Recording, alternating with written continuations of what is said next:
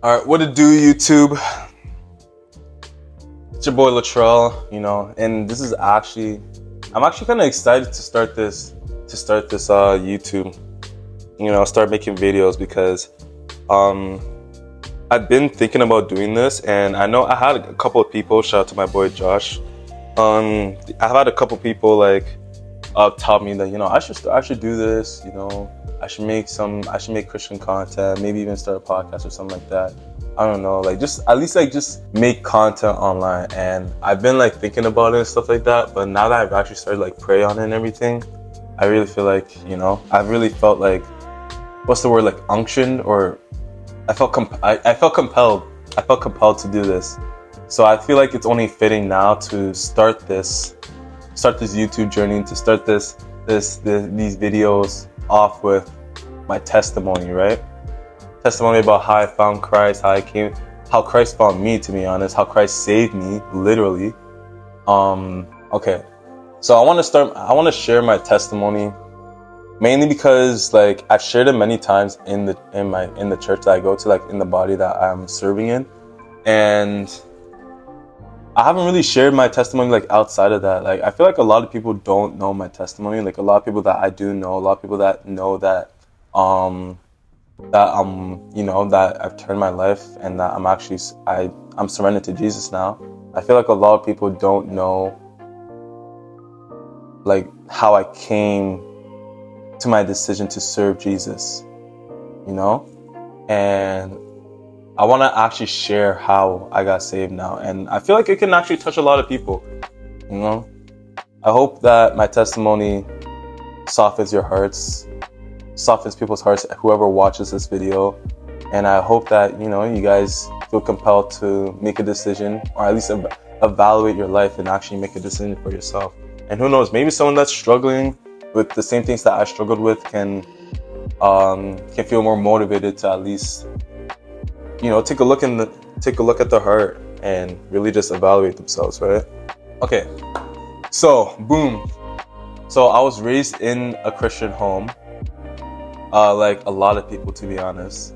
And although I was raised in a Christian home, I wasn't really I guess following the teachings, right? And obviously I was raised in it, and it did help for a bit, being raised in the home and actually being surrounded and being in the church and stuff like that. Being raised in the church, obviously you're automatically you're gonna have those teachings instilled in you, right? But it's not to the point where it's just I'm gonna be oh, I'm reading my Bible, oh, I'm praying, oh, the Bible says this and this. So basically 2019 came. I was in grade 11 at the time, and because of politics and stuff like that in the church, things that are rumors that are going around, things that are happening, things that are being exposed, we decided to leave the church because we weren't trying to be in a church that has these things going around, people acting like this, people exposing other people, and just abusing the money, the tithing. It just was not it. It wasn't it. So we left. And that's kind of where everything started. I was thinking at the time, yo, now that I'm not in church, I was happy. Because obviously I wasn't actually serious about it. I said I was a Christian and everything, but realistically, maybe I was lukewarm at best. So I was yeah, I can continue. I can actually focus on basketball fully. I can actually just focus on me. It was just me. Once church stopped, once we stopped going, I was really just about me. What can I do now? What's gonna satisfy my flesh now? So the first thing that kind of started that I started getting into was fornication. And yeah, I had a girlfriend back in grade 9, but I never actually got into fornication because, I was thinking obviously I still had my thoughts where it's just yo, it's not good. Even the Bible talks about this. That was my thought back in grade 9, that, obviously you shouldn't be doing that. So, but grade 11 came. It's just like, you know what? Other people are doing it. The peer pressure came, and it's just like, yeah, let me just do it myself and just experience it. I really just wanted that experience just to say like, that I did it, right? And yeah, and it felt normal. Like, if to be honest, it felt wrong. I'm sorry, it felt normal to be in fornication, to fornicate, right? It felt abnormal when you're not back in high school. So it's kind of like, you're kind of like an not, I don't want to say outcast, but like I said, abnormal, because it's just like, why do you have no bodies? So that's kind of what like it felt like, and that's kind of like, I felt good at the time to be like, yeah, I caught a body. That sounds it sounds bad to say, I'm not gonna lie, but that was just the mindset. It was the mindset. So ended up dating that girl, and for a minute, and obviously like that's when once you're already in fornication, it's hard to get out. So I was really just fornicating.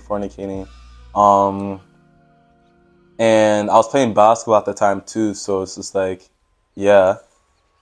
And 2020 came, lockdown came, and that's what just like everything just started getting worse. Like, I couldn't go out.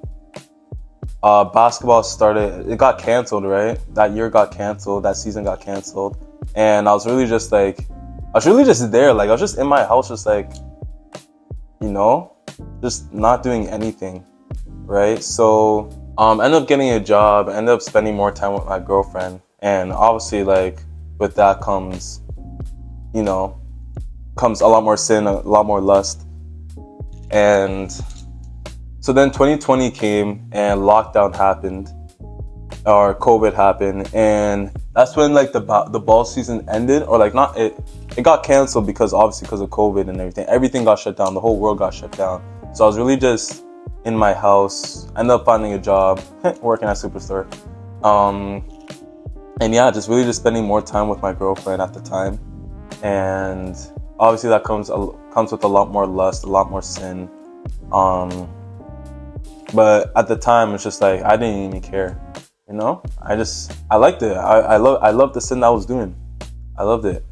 And 2020, end of 2020 came, like summer 2020 came, and I already graduated high school. I'm going into my prep, my post-grad year for at least just to hoop, because I still want to get like a scholarship and stuff like that. I already had a scholarship at the time, but I want to get like obviously more opportunities, better opportunities. So I ended up taking like a post-grad year at this prep school. And let me say, bro, that went horribly. The coaches were something. It really just made me hate basketball. And 2021 is where I really just quit. I actually just quit. I quit basketball. Something I've been doing literally since I was like 12 years old. I decided to quit because of one season of basketball, one team that was just crazy politics, and it made me hate basketball.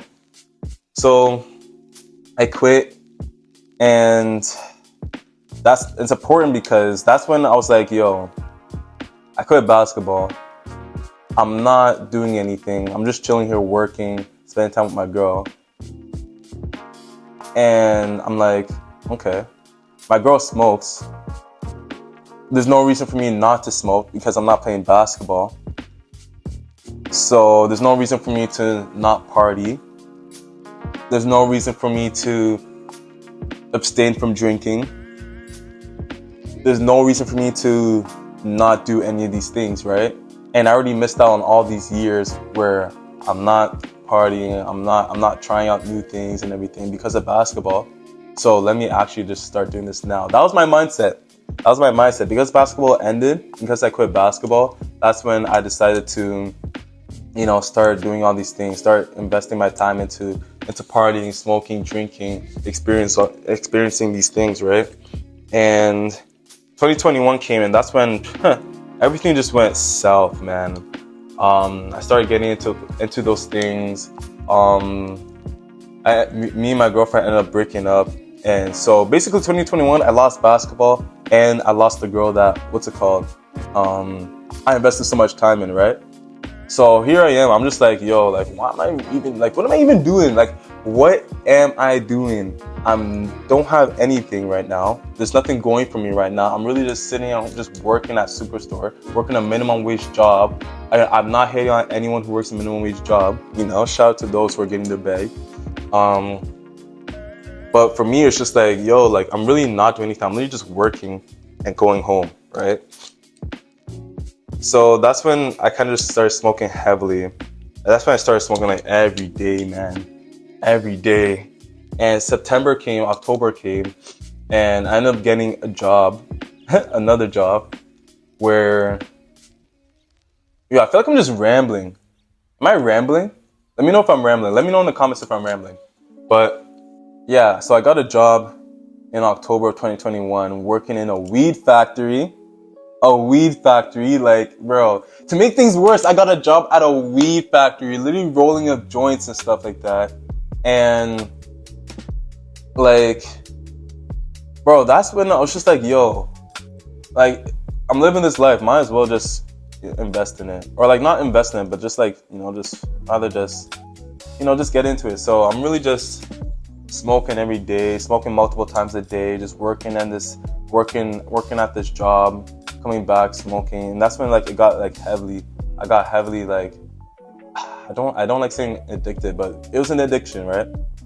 So here I am now in October of 2021, working a weed job, smoking every day. I'm now single, so I'm like, yo, if I'm partying, I'm doing all these things, why am I not, you know, looking for more girls to hook up with, right? I'm a decent looking guy, you know, I'm out here, like, might as well, right? Other people are doing it, I want to experience it, so why not? So I started doing that, and it just started getting worse and worse. I started going deeper and deeper into sin, right? And not realizing how blinded I was to it.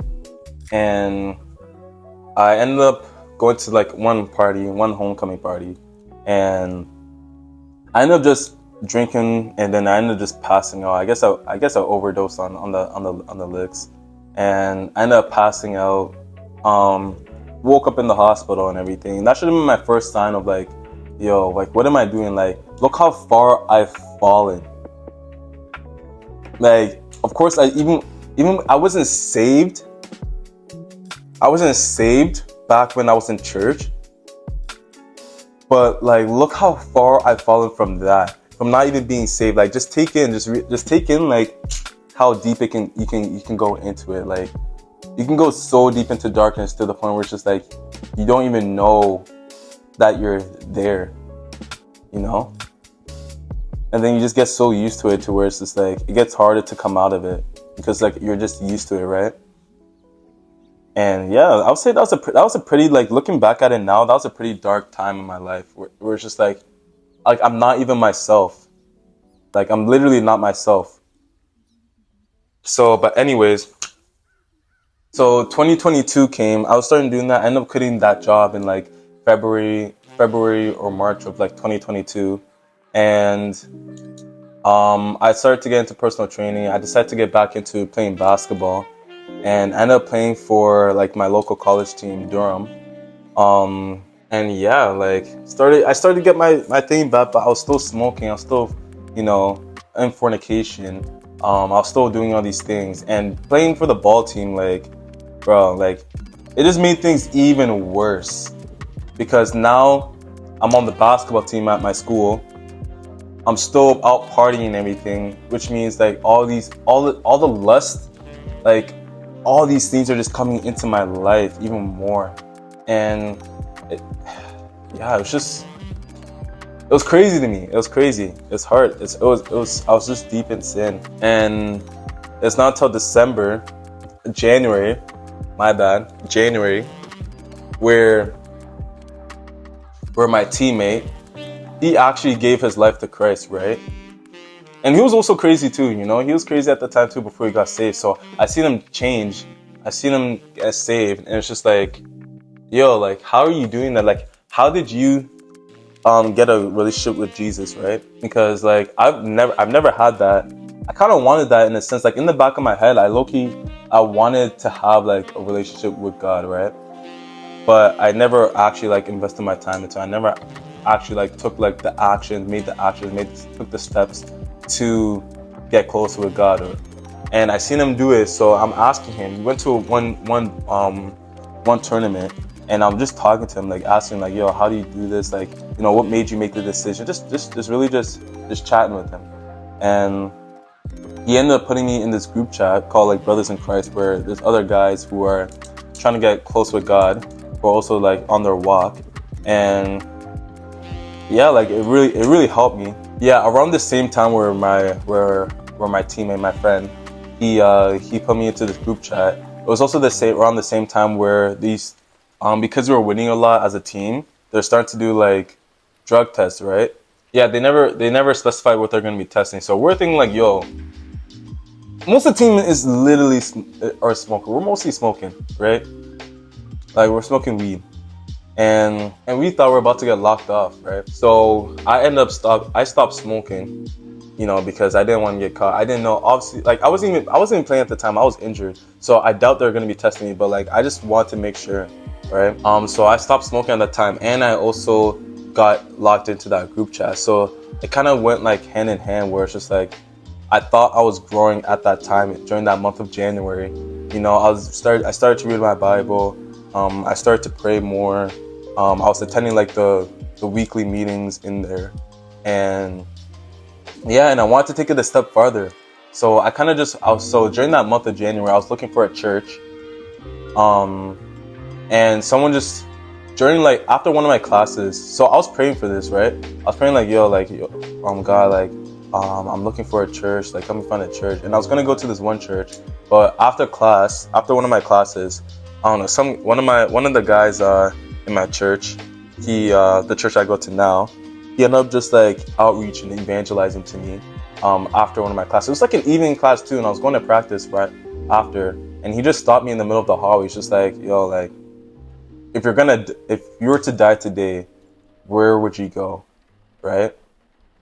And I'm just like, I think I'm gonna go to heaven. Like what most people say. I'm a good person. I do this. I believe in Jesus, but I wasn't following Jesus, right? Because let's be honest, even demons believe in Jesus. So what good does it make to believe in Jesus? So he started just preaching to me the gospel and everything. And I was with one of my other classmates. He said he was agnostic. So he wasn't really like paying attention, but me, like I was paying attention. He ended up giving me a card, and that was that. Like I decided to pull up to the church one day, like end of January, and that's when I want to say I got saved, but like I really didn't. Like realistically, when I went there, obviously like the sermon was compelling. It was speaking to me. I felt convicted, but they were doing an altar call, which I've never experienced in my life. The last church I went to, they never did an altar call, right? So I'm just like, yo, what is this? So they asked you, if you want to surrender your life to Jesus, just put your hand up. And to be honest, I didn't put my hand up because I wanted to surrender to Jesus. I put my hand up because like I didn't think that someone's gonna come and pray for me and everything. I was gonna do like the sinner's prayer and everything. I just thought like if you want to just raise your hand and then that's it. Just put your hand up and then put your hand down. But I put my hand up. Someone came to me. They started praying for me. They asked if I want to give my life to Jesus. I'm just like, you know what? Yeah, sure, why not? Ended up going up to the altar. He prayed for me. Said the prayers, the sinner's prayer, and then that was that. But I never really thought much of it. I just thought like, okay, yeah, I did it. So then February comes, and the team gets drug tested, right? And we're all shaking. We're like, yo, this is actually happening, But they said they weren't testing for weed. And when I heard that, bro, that's when everything just went left. Everything just went left, right? I started going back into smoking. And not only that, bro, my teammate was seeing this. He was like, yo, you can't be smoking. It's like it's literally a sin to be smoking. I'm just like, no, bro, it's okay. I can still smoke. I can still smoke and read my Bible. I can still smoke and serve God. I can still smoke and do all these things. Like, bro, I was, bro, it was mosh. Like, my mind was twisted. I was blinded. Yeah, the devil really had me in the chokehold, right? And I wasn't actually saved. Like, I would say, like, I probably had like a false conversion. So yeah, I'm literally telling my friend, like, yeah, you know, I'm gonna keep smoking and do this. Like, you know, I can do this. But little did I know, like, bro, I'm literally just going back into my sin, like going back into the habits that I had in the past before I started to actually like take my relationship with God seriously. And I didn't realize that. So March came, and yeah, it started being like an on and off thing. But March came, I started like going to that church that I was outreach to consistently, because I went in the end of January, and I actually liked it. I went like twice in maybe February, but I'd probably just leave early just to, you know, to smoke. And yeah, like March came, I was like, you know what, let me actually try this now, like for real. So I ended up going consistently. April came, went back into my sin, went back to going to service, and then literally dipping right after the ball up with my friends. And then there was one day. Keep in mind that I'm getting convictions, obviously, now that I'm actually trying to serve God, but like not really, but kinda. I was 1 foot in, 1 foot out. I was very much lukewarm, very lukewarm at best. And I was getting convictions and stuff, but I was ignoring them. And then this one time, it was after a Wednesday service. I linked up with one of my friends, and we went to go smoke at the lake. And bro, God was literally showing, like, I can't grasp it, but like I can't explain it properly. But bro, I go there, we're smoking, and I've never had this experience before too, because I smoked at the lake before and everything. But now, bro, this is a whole different experience. Like, I'm literally looking at the lake, and I'm seeing like I am seeing demons like everywhere. Like I didn't know at the time. At the time I thought I was just seeing like figures and stuff like that. But my knowledge now, I'm like, yo, like I'm seeing like demons, literally like a legion of demons around me, and I can feel God's presence saying, like, if you continue down this path, it's gonna lead to a path of death. And I can feel His presence. I can see the demons and everything. These guys are asking me like, yo, you good? You're tweaking right now. I'm just like, yeah, I'm good. But like, keep in mind, like, bro, this is what I'm seeing. Like, I'm seeing this. And I still ignored God's calling. Like, I still ignored it. Then later that week, literally the exact same week, this was Wednesday that this happened, where I'm seeing demons and I'm feeling God's calling me to turn away from this life. And then Friday, I'm ignoring Him. So Thursday came, and then Thursday came, I didn't smoke. Friday came of April, I think it was April 14th. I remember exactly the day. April 14th, 2023. I ended up smoking like a 0.3. So for those of you who don't know, like a 0.3 is just like a 0.3 of a gram, like 0.3 milligrams. Okay, camera just stopped there, but you move. So yeah, so Friday comes, and I have time between my classes. So I'm like, yo, let me just go ball up real quick and then get like, I don't know, like fat bastards, like get a burrito. So I go there, I smoke like 0.3. Like, I'm smoking grams at this time, like, you know, like I'm smoking like a lot daily, like grams daily. So me smoking a 0.3, like I'm not feeling anything. I'm literally not feeling anything. So I go order my food, and I'm just waiting. I'm waiting there in the restaurant. I'm feeling dizzy, like it's not feeling right. So I'm like, yo, what is happening? I decided to, you know, get some iced tea, and I drank a sip of my iced tea, started feeling better. Next thing you know, I go up to the counter to get my food, and then I literally just black out. Like, literally just blackout. I fall backwards and I just hit my head. Like, I literally fell backwards and my head hit first. And yeah, I was gone, man. I was gone. My brain was bleeding and everything. Yeah. Like, I really could have just lost my life at that time. It's just like, yo. So I ended up waking up in the ambulance, and yeah, they're saying, like, you know, doing tests and everything. They asked if I want to go to the hospital, stuff like that. I'm thinking, like, yo, if I go to the hospital now, bro, my mom's gonna find out that I've been smoking this whole time, and that I almost lost my life because of smoking, something that she is completely against. So I'm like, yo, you know, my head is hurting so much, but I cannot go to this hospital.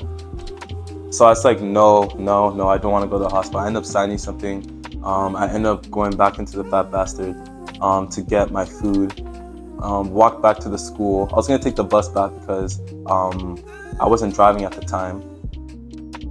And I ended up just taking an Uber because my head was pounding so much. Like, it was actually hurting. Like, it was bad. Like, I'm literally like walking, and I'm literally just like wobbling, like, you know, I was shaking it. And ended up getting home, called an Uber, got home, decided to rest my head. And then my mom ended up calling me. She's like, yo, you know, what do you got? Which was weird because she usually doesn't call me. She usually does not call me. So she called me and she's asking, like, you know, what's happening and everything. I'm just like, I told her what happened, like, oh, I fell, my head's hurting a lot. You know, the ambulance came and everything, but, you know, I told her I'll just go home. I decided to just rest my head. And she's like, no, you're going to the hospital now. So she ended up leaving work early. She took me to the hospital, and now it's like getting worse to the point where it's just like I can't even move. Like, blood is literally like it's a lot of internal bleeding. So brain is like, blood is literally like rushing down the back, like rushing in the back of my head. It's going down, right? And like the back of my head here is like swelling up.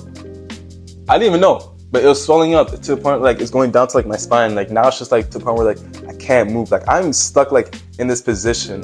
I'm getting stuck in this position. I could not move my upper body, and I'm stuck by the time I got to the hospital. So they ended up putting me in a wheelchair. Bro, I felt like a veggie, bro. I felt like a vegetable. Like, could not move. And yeah, you know, they said I have internal bleeding. They're lucky I even made it to the hospital. A lot of people like literally like have brain aneurysms and stuff like that because, you know, because of this. Because of this. So I was even lucky to get to the hospital to where they can actually treat me, you know. And yeah, I was in that hospital for like 5 days, 4 or 5 days or something like that. And during that time, I'm like, oh, God, man, you know, I've been neglecting you this whole time. You've literally been calling my name. You've been calling me to you. And you could have taken my life out right then and there, but you didn't. So like I could not be more grateful for him. So then in the hospital, I'm just like, God, when I leave this hospital and I go to church, I'm answering that call.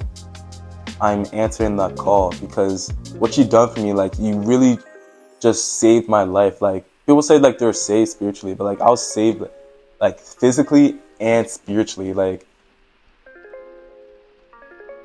it's crazy. Like, I never thought I'd be in a situation like that where I almost could have lost my life. And second,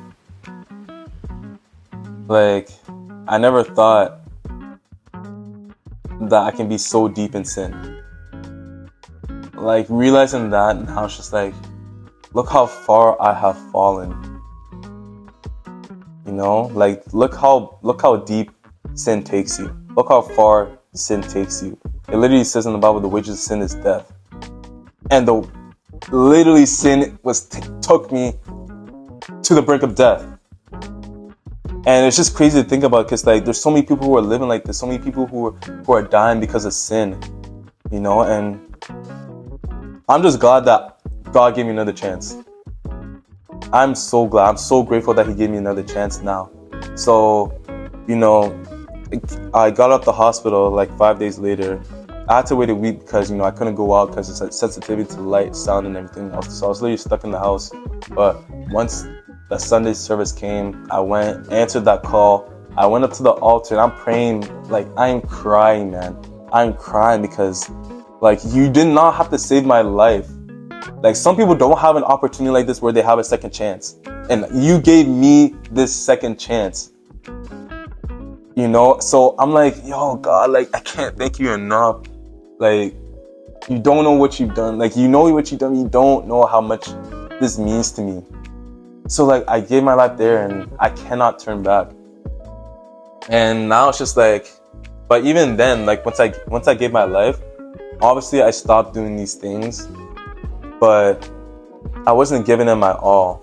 And it wasn't until June where I got baptized, everything started to kick up, my walk with Jesus started to get better. Like I started to be more consistent with reading, praying, even coming to church and stuff like that. I even started to go into like events and stuff, helping out wherever I can. And yeah, but I started getting stagnant at a point, and that was because in a time period in July, like I started getting stagnant. I started going back, and that was because I was cleared to at least start working out, start training. So in my mind, I'm like, yo, now I can actually start training for basketball again, right? Because obviously I'm injured, concussion and everything. I couldn't play basketball. So at the time, I didn't realize basketball was taken away from my relationship with God, right? I didn't realize how much of an idol it was to me. So once I was able to start training again, I started like kind of missing like events. I started, I guess, making training and basketball more for priority. And I didn't realize that at the time. But I did realize that my spiritual life was declining. So that's when I started praying. I'm just like, yo, God, like, what is this? What is this? What is this? Like, why am I feeling like this? Why do I feel like I don't have a relationship with you? And I came to the revelation where it was like, how am I supposed to, put God first in my life if basketball is first in my life, right? And at that point, I realized I was serving two masters. So it's either, for me, I'm not going to tell anyone to quit their sport or anything, but if it's an idol, you should really evaluate yourself.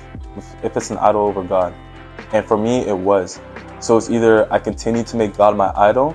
If I make God my idol, or I continue to make basketball my idol, considering it's been my idol since literally like 12 years old. So I really came to that decision where it's just like, I'm at the crossroads, right? I have to make a big sacrifice. And I decided, you know what? There's more to life than just basketball, right? So I ended up quitting basketball. And let me just say, that was the best thing I could have done. I realized it was really just a burden in my life. It really just relieved me from this the stress I was feeling, the burden I was feeling. And I really felt free. That's when I truly felt free from everything. And that's when I could truly say like my walk with Jesus like took a turn for the better. And yeah, man. That was the biggest sacrifice I had to make for Jesus. And I think a lot of people don't realize is that when you're serving God, it comes with sacrifices, right? Like even when you're in the world, you're gonna have to sacrifice something. You're sacrificing God when you're living in the world.